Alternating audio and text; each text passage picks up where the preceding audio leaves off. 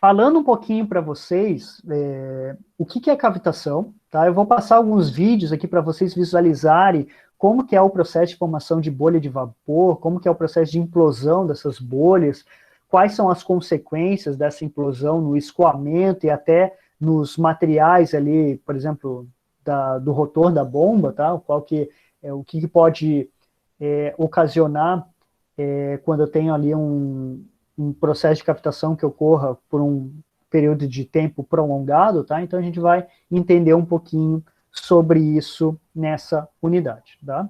Então, a gente chama de captação o fenômeno de vaporização do líquido quando eu tenho uma queda de pressão. Então, se eu tenho lá um líquido, vamos dizer que eu tenho água, tá? E eu tenho água escoando, e eu começo a diminuir a pressão dessa água, vai chegar um momento que a pressão desse escoamento pode ficar menor do que a pressão de vapor, ou seja, a pressão de saturação da água nessa temperatura.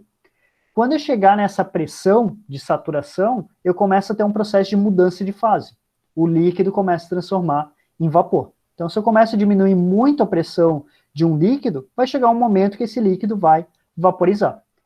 Esse momento onde o líquido vai vaporizar é a pressão de vapor, tá? A pressão de saturação. E a gente pega essa informação de pressão de saturação em tabelas de propriedades termodinâmicas. Por exemplo, deixa eu pegar aqui uma tabela que vocês já estão acostumados. Se a gente pegar lá, deixa eu só achar aqui uma tabela.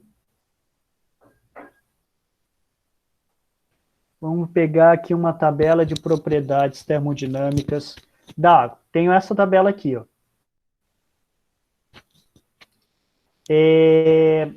Se a gente pegar aqui, por exemplo, a tabela de água saturada,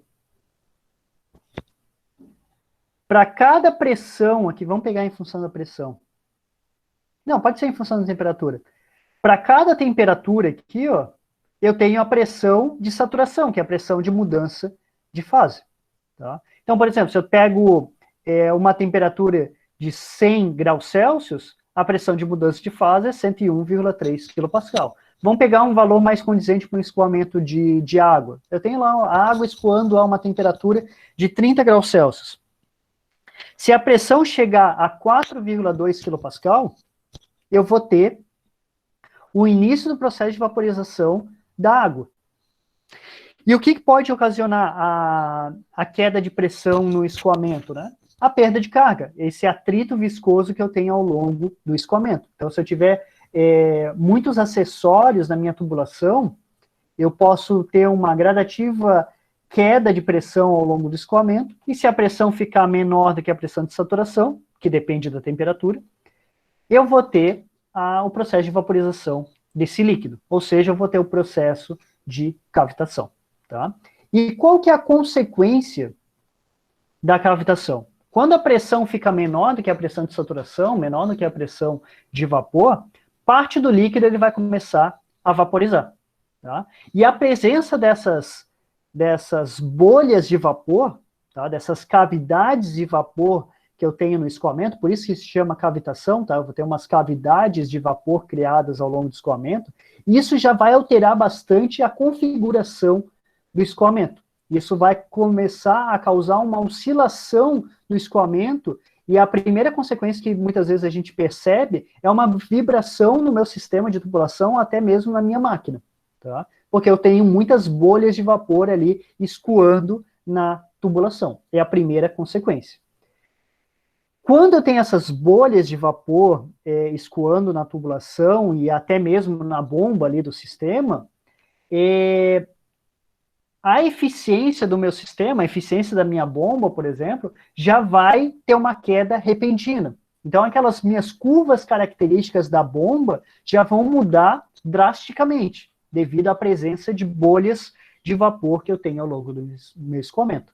Então, uma consequência já inicial da cavitação é vibração e é também queda de performance da bomba, queda de eficiência da bomba.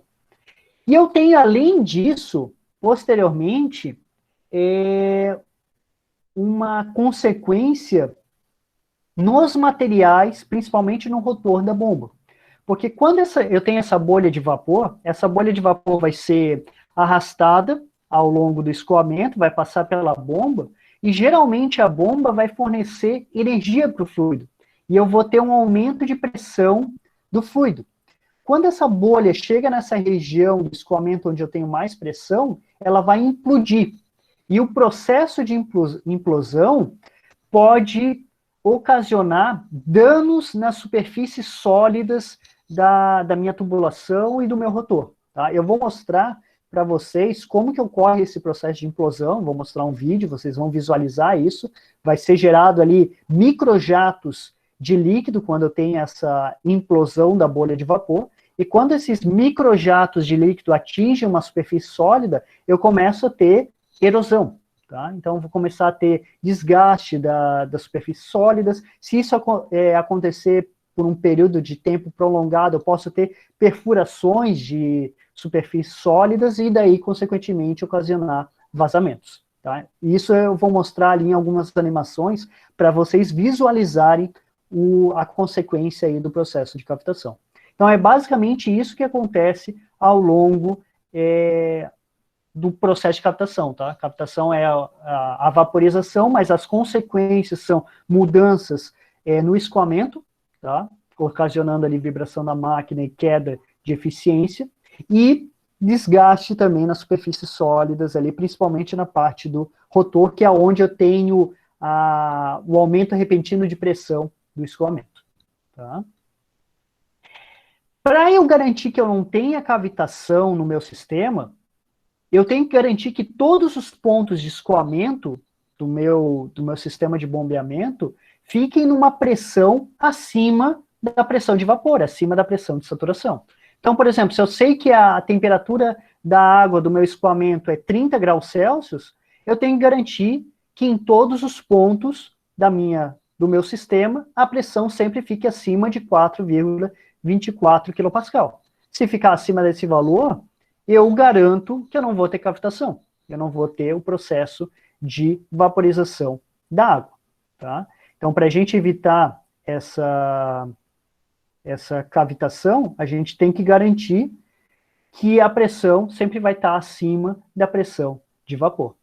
E qual que é a região mais crítica que pode ter a cavitação? Tá? Geralmente a gente sempre vai analisar, fazer as análises com base na sucção da bomba. Porque imagina o seguinte, eu tenho a minha tubulação de sucção, né? À medida que o escoamento está passando por ali, eu tenho a perda de carga, os efeitos de atrito nessa tubulação de sucção, eu tenho, consequentemente, a queda de pressão. Eu vou caindo a pressão até eu chegar na bomba. Quando eu passo pela bomba, a bomba está fornecendo energia para o fluido, e uma das consequências é o aumento da pressão do fluido. Então, antes de chegar na bomba, eu tenho a queda de pressão. Então, geralmente, o ponto onde eu vou ter a menor pressão é antes da bomba. Dificilmente tu vai ter cavitação depois de passar na bomba, porque depois de ter passado pela bomba, a bomba já vai ter fornecido energia pro fluido e, consequentemente, já vai ter aumentado a pressão do fluido, tá? Então, geralmente, a gente faz análises na sucção.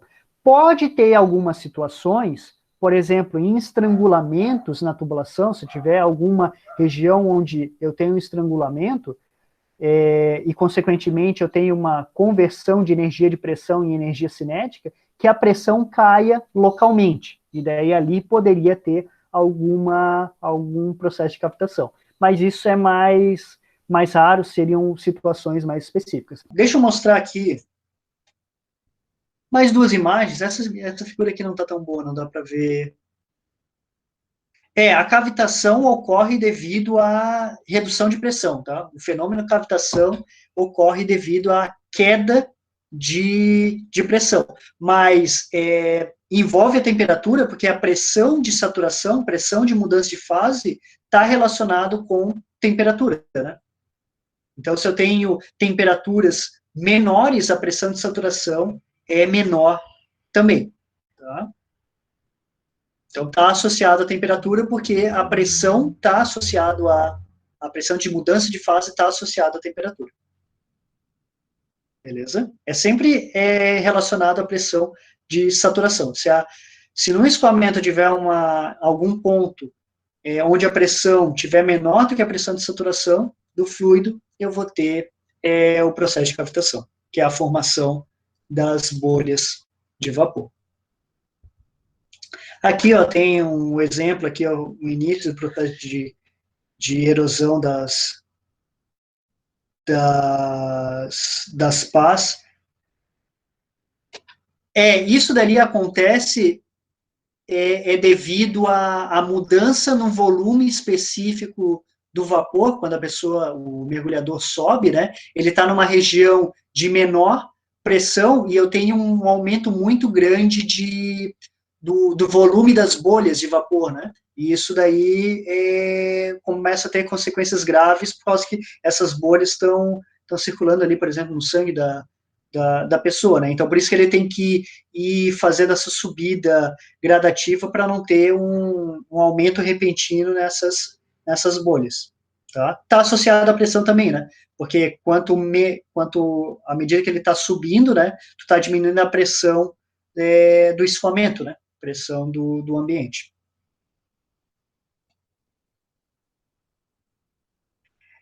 Então, aqui é basicamente o que eu já comentei com vocês, tá? As consequências da captação, queda de rendimento, essa marcha irregular, trepitação, vibração da máquina, o ruído de implosão do fluido, né?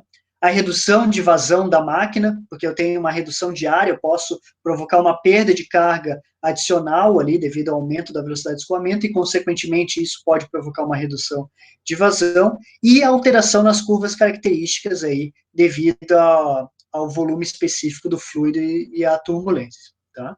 E se eu tiver então, o objetivo é tu montar um sistema para que não tenha o problema de captação. Mas se o sistema já estiver lá, tu foi contratado depois que o sistema já foi implementado, e falam para ti, bom, a gente está tendo um problema de captação, a gente não pode mudar o sistema, que já foi investido um monte nisso. O que a gente pode fazer? Bom, o ideal era mudar o sistema, né? Mas se a gente não puder mudar, talvez a gente vai ter que conviver com esse efeito de captação. Tá? E o que a gente pode tentar fazer, pelo menos para preservar um pouco a vida útil dos materiais? Às vezes tu pode tentar trabalhar com materiais mais nobres, por exemplo, do rotor da bomba, para que o efeito desgaste seja retardado. Então, aqui mostra, por exemplo, materiais que tu pode utilizar, materiais com resistência a esse processo de erosão maior. Claro que são materiais mais caros, tá? Mas que talvez tu tenha que usar para resistir a um tempo maior aos efeitos de captação. Mas o ideal é tu impedir que isso aconteça. Tá? A parte o mais correto, né, é tu fazer um projeto adequado para impedir que isso aconteça, ou pelo menos alterar a sucção da bomba, a posição da bomba, tu pode alterar bastante essa perda de carga na sucção. Questão da posição da bomba, eu vou comentar um pouco na sequência, quando a gente for fazer alguns cálculos aqui de perda de carga. Beleza? Então, aqui só um detalhe de materiais mais nobres que a gente poderia utilizar aí para tentar aumentar a resistência e diminuir essa velocidade de erosão do rotor, por exemplo, tá? Beleza? Então, dito isso sobre captação, deixa eu abrir aqui um slide no whiteboard, e a gente vai começar a fazer alguns cálculos aqui, tá? Para fazer essa análise de captação, tá?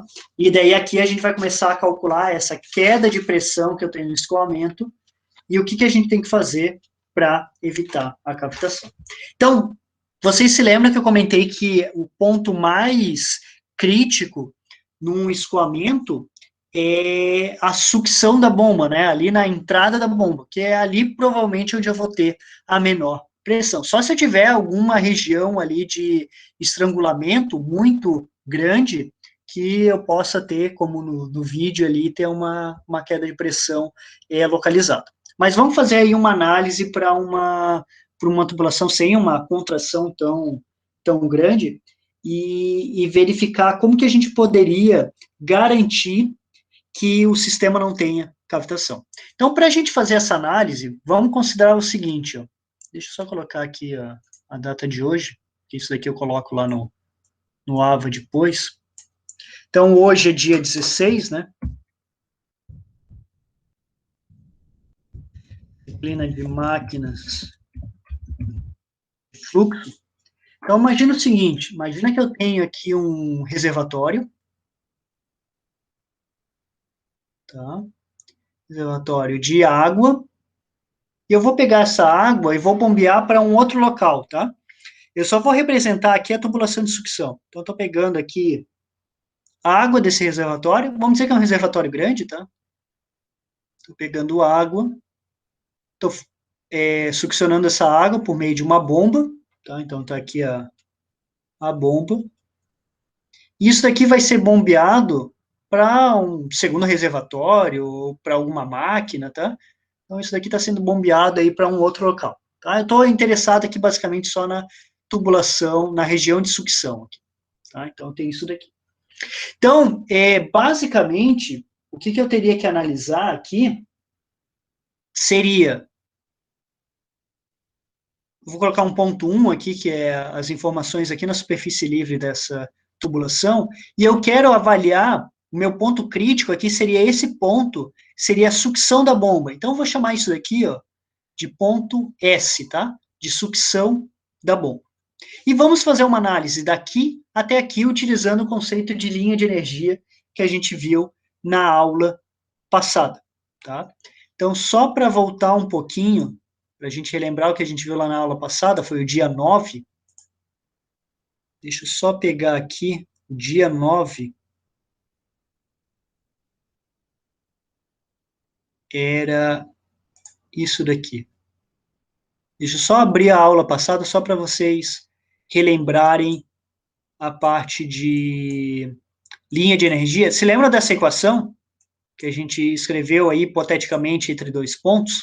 Então, eu analisava a energia do fluido no ponto 1, mais o HP, que é a energia fornecida pela bomba. No caso, se a gente estiver analisando só a sucção, eu não vou ter esse HP, porque eu ainda não tive a energia fornecida pela bomba. Vai ser igual a energia num segundo ponto, mais a perda de carga que eu tive ao longo do meu escoamento. Isso daqui a gente viu lá na aula passada, que era a parte de linha de energia. Vamos utilizar essa mesma equação, só naquela parte de sucção. Tá? Então, vou voltar aqui. Vamos colocar aqui. Então, o escoamento está indo do ponto 1 até o ponto S. Então, tem a energia no ponto 1, vai ser a energia devido à pressão, né? P1 sobre ρg, mais, devido à energia cinética, né? V1 ao quadrado sobre 2g, mais a potencial. Aqui a gente está escrevendo tudo em função de altura, né? Mais E1. Eu não, do ponto 1 até esse ponto S, eu não tenho o efeito ainda da bomba, né? A bomba não está fornecendo energia para o escoamento. Vai fornecer só do ponto S para a saída da bomba aqui. Então, aqui não entrou na bomba ainda, tá? Então, o HP não vou ter, né? Não tem a bomba ainda fornecendo energia para o fluido. Então, aqui eu tenho ponto 1, isso daqui vai ser igual à energia do ponto 2, P2 sobre ρg, mais V2 ao quadrado sobre 2G, mais Z2, mais a parcela de perda de carga. Mais a perda de carga. Tá? Beleza, a gente tem isso daqui. Estou avaliando só a parte de sucção da bomba. Bom, se eu considerar um reservatório de entrada aqui muito maior do que a área da minha tubulação, se essa área do meu reservatório é muito maior do que a área da minha tubulação, posso considerar que, quando eu fizer uma comparação de velocidades, a velocidade aqui vai ser bem maior do que a velocidade na tubulação vai ser bem maior do que a velocidade na superfície livre aqui da água. Então, a gente pode considerar que a velocidade aqui, já que isso daqui é muito grande, é praticamente igual a zero. Tá? Pessoal, deixa eu só fazer uma alteração aqui no áudio. Eu fiz aquela alteração antes só para ficar mais fácil fazer o vídeo. Consegue me ouvir bem? Estou fazendo só um teste aqui.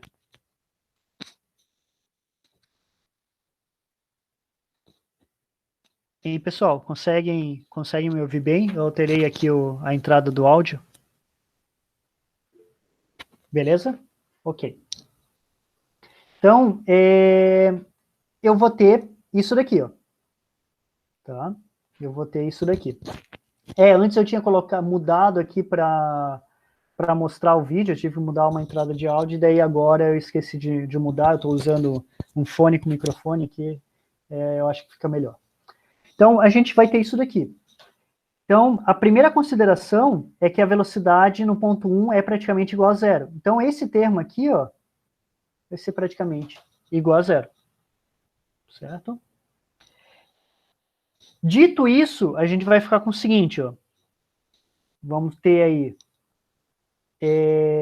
P1 sobre ρg mais C1 é igual a não P2, né? Eu estou chamando de PS, né? Vou até alterar aqui. Em vez de ponto 2, vamos colocar já ponto S. PS sobre ρg mais Vs ao quadrado sobre 2G mais Zs mais o HLT. Vou pegar aqui, ó, desprezei esse termo, né? Velocidade na entrada muito pequeno.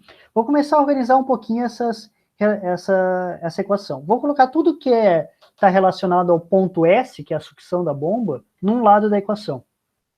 Então, PS sobre ρg mais Vs ao quadrado sobre 2G vai ser igual a P1 sobre ρg mais Z1 menos Zs, joguei esse termo para cá.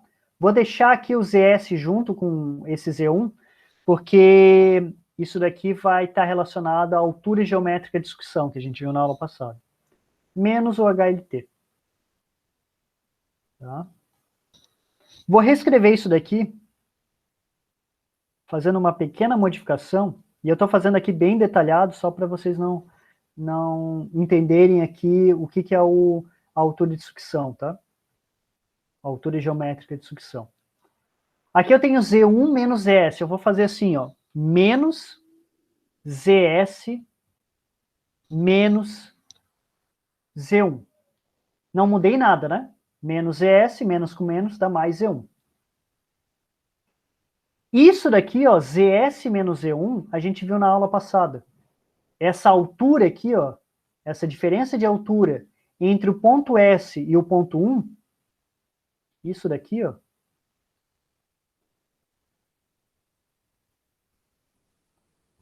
a gente viu na aula passada, isso daqui era aquela altura geométrica de sucção. Isso daqui nada mais é do que o Zs menos o Z1. Nós vimos lá na aula passada. Tá? Isso daqui é a posição da bomba em relação ao reservatório de sucção. Tá? É sempre a altura da bomba menos a altura do reservatório de sucção. Então, esse valor aqui pode ser positivo se a bomba estiver acima do reservatório, ou negativo se a bomba estiver abaixo do reservatório. Se ela estiver abaixo, o Zs é menor do que o Z1 e esse valor aqui vai dar negativo. Então, a posição da bomba vai influenciar na pressão de sucção. Ó. Essa posição altera esse termo aqui. Beleza? Isso daqui é o HSG, a altura geométrica de sucção que a gente viu na aula passada. Então, a gente vai ficar com uma equação assim, ó. PS sobre ρg mais Vs ao quadrado sobre 2G é igual a P1 sobre ρg menos HSG menos HLT. Tá? Vou chamar isso daqui de equação 1, tá? Vamos deixar ela separada aqui e depois a gente vai utilizar ela novamente. Tá? Bom, achamos aqui uma relação para o que está acontecendo ali na sucção da bomba em função do que está acontecendo no ponto 1, em função da altura geométrica de sucção e em função da perda de carga que eu vou ter ali na sucção. Tá? Eu poderia até chamar assim, ó, HLT na sucção. tá? Só para dizer que é da sucção. Beleza. Vamos deixar isso daqui separado. E vamos fazer uma definição agora, tá? A gente vai definir um parâmetro chamado de altura de sucção positiva líquida, tá? Altura de sucção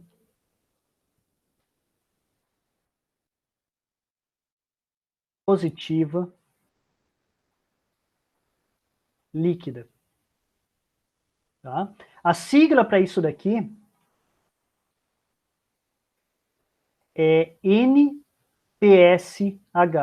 tá? Em inglês é Net, deixa eu ver aqui, Net Positive Suction Head, tá?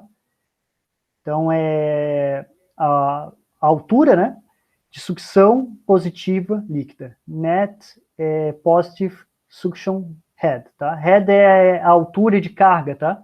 Que é o que a gente vê lá nos gráficos da bomba, tá? A gente vai definir esse NPSH basicamente como sendo a diferença entre a energia que eu tenho ali na sucção, a energia de pressão que eu tenho na sucção, tá? Em relação à pressão de vaporização do fluido numa determinada temperatura. Então, o NPSH vai tentar relacionar qual que é a energia de pressão que eu tenho ali na sucção da bomba e comparar esse valor com a energia de pressão necessária para vaporizar o fluido ali na sucção da bomba. Então, basicamente, ele vai fazer uma comparação entre pressão na sucção da bomba e a pressão de vapor, tá? E ele, isso aqui vai ter unidades de metro, tá? Então, ele vai representar isso daqui, ó. Ele vai ser a pressão que eu tenho na sucção da bomba, então é PS sobre ρg, estou colocando aqui em função de metros, tá? Escrevendo essa energia na função em relação a metros, né, na unidade de metros, mais Vs ao quadrado sobre 2G, já vou explicar o que significa isso daqui, essa soma, menos o termo lá de pressão de vapor, que é a pressão de saturação, né? Esse termo aqui, ó, essa soma, representa o que a gente chama de pressão de estagnação, tá? É a pressão absoluta de estagnação. Essa pressão absoluta de estagnação, ela representa a pressão estática do fluido, que é esse termo, mais a pressão dinâmica. A pressão dinâmica é aquele aumento de pressão que eu tenho devido à velocidade de escoamento. Imagina que tu tá andando de carro, tá? A uma determinada velocidade, coloca a mão para fora do carro. Tu vai sentir o vento batendo na palma da tua mão e tu vai sentir um aumento de pressão devido a esse vento que está batendo na palma da tua mão. Esse aumento de pressão que tu está sentindo é esse termo aqui, tá? É o termo da pressão dinâmica, que é a desaceleração do fluido quando ele está atingindo a tua mão. Esse outro termo aqui seria a pressão estática, que seria a pressão atmosférica. Nesse caso, de tu colocar a mão no ambiente externo quando está andando de carro. Então tem a pressão dinâmica, devido à velocidade do fluido, e a pressão estática. A soma dos dois a gente chama de pressão de estagnação. Tá? Como se eu tivesse uma energia de pressão ali na entrada da bomba, na sucção da bomba, e eu estou comparando essa energia de pressão com a pressão de vapor, que é a pressão necessária para ter a mudança de fase. Para eu não ter problema de cavitação, esse termo aqui, ó, com certeza vai ter que ser maior, essa pressão de estagnação vai ter que ser maior do que esse termo de pressão de vapor. Se esse termo aqui de pressão de estagnação ficar menor do que a pressão de vapor, eu vou ter cavitação. Então, esse parâmetro a gente vai utilizar para verificar se tem ou não cavitação. Quanto maior o NPSH, menor vai ser a probabilidade de a gente ter cavitação no sistema. Porque eu não posso afirmar que, se esse termo aqui for maior do que esse, eu posso garantir que eu não vou ter cavitação? Não necessariamente, tá? Porque o que pode acontecer, deixa eu voltar aqui nessa figurinha, Aqui a gente está comparando a energia de pressão na sucção com a energia de pressão de vapor. Mas depois desse ponto aqui da sucção, ainda o fluido vai entrar na bomba e até ele chegar ao rotor, eu posso ainda ter uma queda adicional de pressão. Só que eu não sei exatamente qual que é o caminho do fluido lá no rotor, né? Porque isso depende da geometria da bomba. E basicamente quem tem essas informações vai ser lá o fabricante da bomba. Então eu não posso ainda garantir que se esse termo for maior do que esse, eu não vou ter captação. Eu vou ter que sempre comparar esse termo que a gente vai calcular, tá? Que depende basicamente do sistema, com o NPSH que está sendo fornecido lá pelo fabricante da bomba. Você lembra quando a gente viu curvas de bomba, tinha uma curva que era o NPSH? A gente vai calcular esse NPSH aqui do sistema e comparar com o NPSH lá do fabricante de bombas. E com essa comparação que a gente vai ver se eu vou ter problema de cavitação ou não vou ter. Tá? A gente já vai chegar nessa comparação na sequência. A priori, é importante a gente lembrar que quanto maior esse NPSH, menor é a probabilidade de a gente ter cavitação. Tá? Vou até anotar isso daqui. Ó. Quanto, né? Quanto maior o NPSH, esse NPSH que a gente tem aqui, menor a probabilidade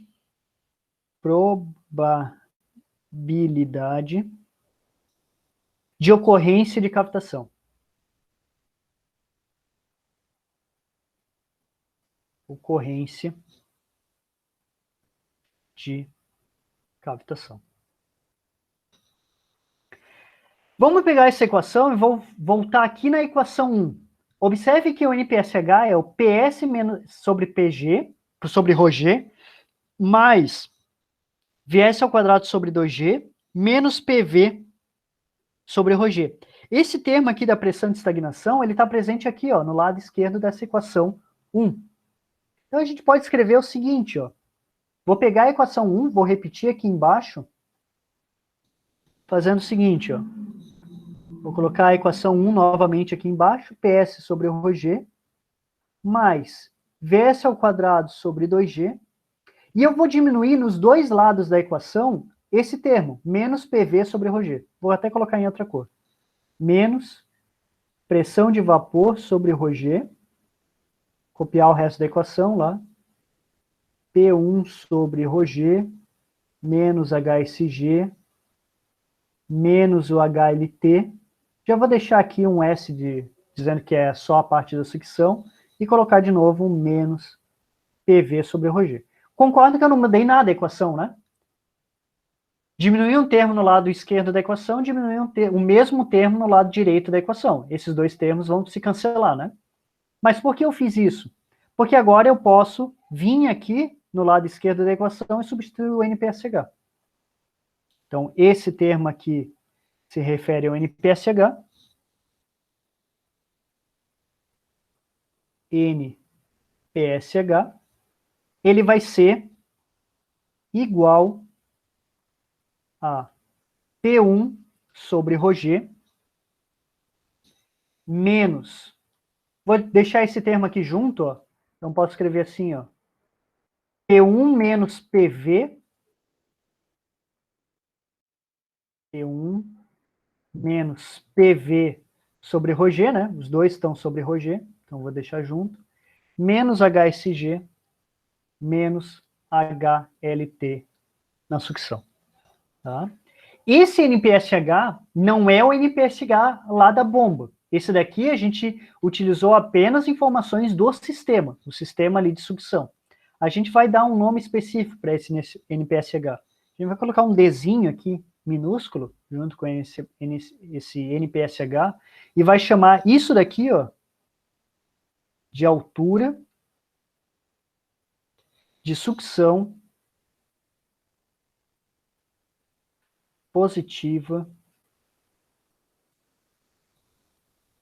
altura de sucção positiva líquida disponível. Tá? Isso quer dizer o quê? O meu sistema tem uma altura de sucção positiva líquida disponível de tanto. Isso daqui é informação do sistema. Tá?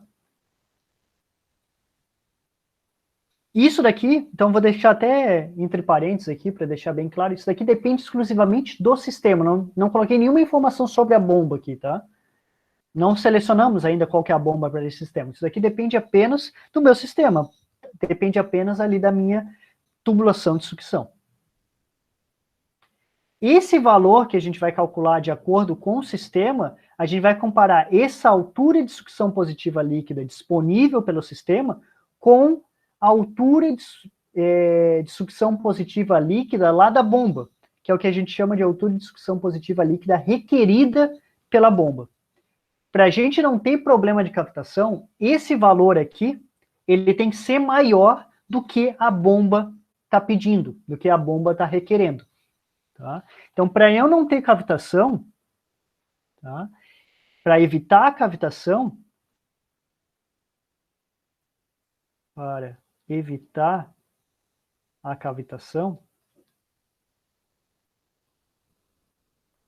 o NPSH disponível, que é a altura de sucção positiva líquida disponível pelo sistema, ele tem que ser maior do que o requerido pela bomba. E aonde que a gente tira essa informação do NPSH requerido pela bomba? Na curva da bomba, que é o que a gente já fez anteriormente, certo? Quando a gente fazia análise de curvas características da bomba, um dos exercícios da prova, né, uma das questões da prova, vocês tinham que avaliar qual era o NPSH requerido pela bomba. Então, aquele lá da bomba a gente chama de NPSH requerido, tá? O Rzinho aqui é o requerido. Vou até deixar escrito aqui, ó. Isso aqui é a altura de sucção positiva líquida requerida pela bomba.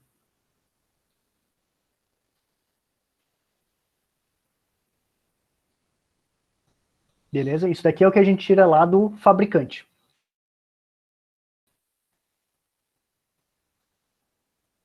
Tá? A gente sempre vai ter que fazer essa comparação. O sistema sempre vai ter que ter um NPSH disponível maior do que o requerido pela bomba. O ideal é que esse valor seja bem maior do que esse, para a gente ter uma margem de segurança. Tá? Até aqui tudo bem, pessoal? Deu para entender o que é a altura de sucção positiva líquida? Que é um parâmetro para a gente comparar, para ver se vai ter cavitação ou não? Tá? Ele basicamente vai fazer uma relação entre a pressão que eu tenho lá na sucção da bomba com a pressão de vapor. Tá? Bom, eu já estendi bastante aqui embaixo, eu vou fazer uma divisão aqui para continuar ali em cima.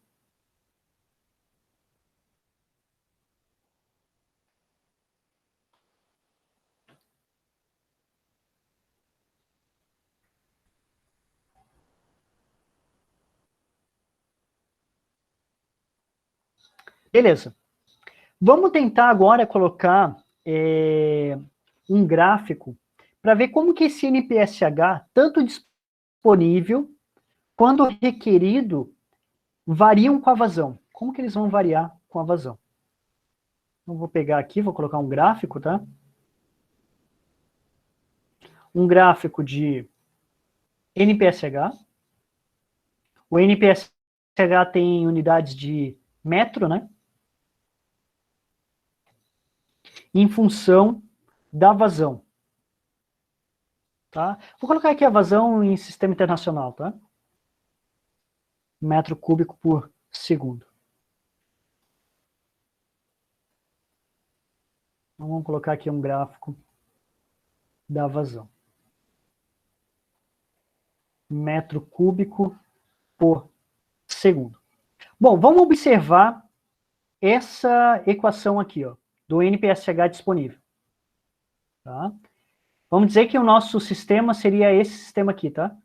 tem um reservatório com uma tubulação, tá? A gente não está mudando o sistema, a geometria do sistema, e não estamos mudando a temperatura do fluido, tá? E a gente vai avaliar qual que é a influência da vazão no escoamento no NPSH. Se eu ir aumentando a vazão do escoamento, a pressão no ponto 1 não vai mudar, né? Que a pressão, ali no caso, seria a pressão atmosférica, a pressão na superfície livre do reservatório. Se eu não mudo temperatura, a pressão de vapor não muda também, né? Pressão de saturação da água depende apenas da temperatura, né? Então, a pressão de vapor, já que é função da temperatura só, vamos dizer que ele não está mudando, não estamos mudando a temperatura do fluido. O ρ é função ali também da temperatura, né? O ρ depende aqui do volume específico, é o inverso do volume específico, então é função da temperatura. Gravidade é uma constante. Então, se eu altero a vazão, eu não estou alterando esse termo aqui. A altura geométrica de sucção também não estou mudando, né? A altura geométrica é um parâmetro geométrico, né? A distância entre a sucção da bomba e a superfície livre. Então, essa altura geométrica também não está mudando. Agora, se eu altero a vazão da bomba, eu estou mudando esse termo, né? Esse termo refere-se à perda de carga que eu tenho ao longo do escoamento. Quanto maior a vazão, o que vai acontecer com esse termo aqui, de perda de carga? Se eu aumentar a vazão.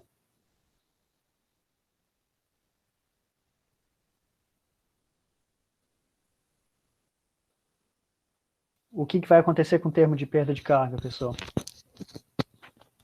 Ele vai aumentar, né? Quanto maior a vazão, maior é a velocidade. E eu já comentei com vocês que a perda de carga é proporcional ao quadrado da velocidade. Então, quanto maior a vazão eu tiver, maior a velocidade de escoamento, maior a perda de carga que eu vou ter ali na sucção da bomba. Ou seja, à medida que a gente for aumentando a vazão, o NPSH disponível pelo meu sistema vai diminuindo, tá?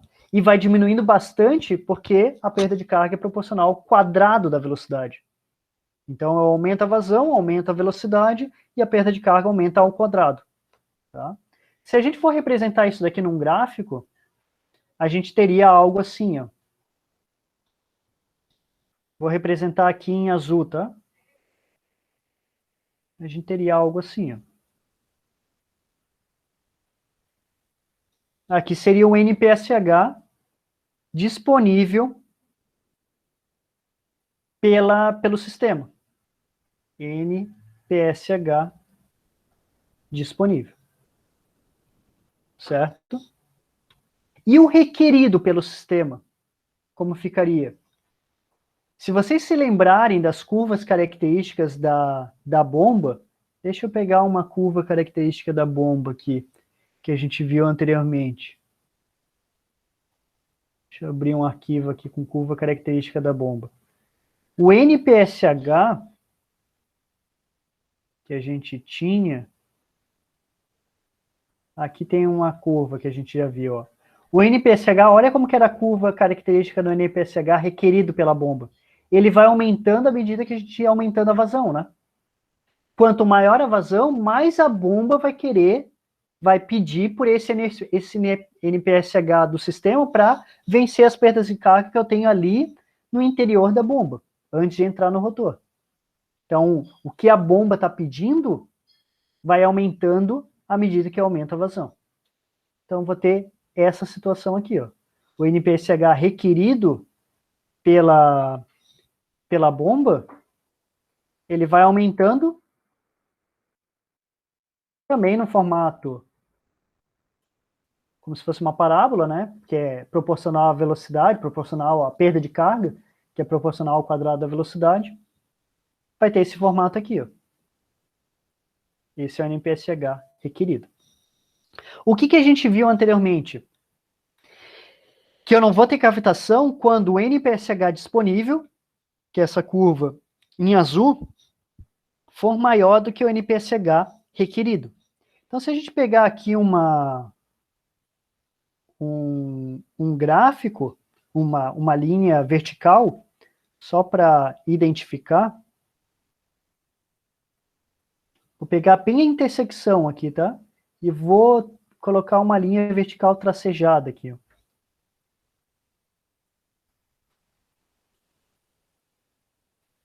Dessa linha tracejada para a esquerda, eu tenho a situação onde o NPSH disponível é maior do que o requerido. Então, daqui para cá, eu não teria cavitação. Tá? Então, daqui para cá, não teria sem cavitação. Agora, deixar em outra cor. Vou colocar aqui um roxo. Daqui para cá, dessa vazão aqui, ó, dessa vazão para a direita, para valores acima, eu tenho cavitação. Então, tem que sempre trabalhar dessa linha tracejada aqui para a esquerda. O interessante é a gente tentar até evitar valores muito próximos dessa vazão limite aqui. Porque vocês vão ver que os cálculos de perda de carga são cálculos aproximados, eles são muito baseados em dados experimentais. Então, a gente vai ter uma incerteza relacionada a esses dados. Tá? Então, é sempre a gente ter uma folga, um fator de segurança aqui, para não ter problema, devido talvez a alguma oscilação lá no meu escoamento, eu ter processo de cavitação. Então, se eu estiver muito próximo desse valor aqui, limite, tem que tomar cuidado, mesmo se ele fosse, o NPSH disponível for um pouquinho maior do que o requerido. O interessante é ter uma margem aqui significativa, tá? Para não ter problema aí de perigo de captação. Eu vou apresentar, a gente vai fazer na sequência esse exercício aqui, para a gente avaliar se vai ter cavitação ou não no sistema. E eu vou utilizar esse exercício também para relembrar com vocês como a gente faz cálculo de perda de carga. A gente vai pegar um exercício e com o exercício vai lembrar como faz o cálculo da perda de carga.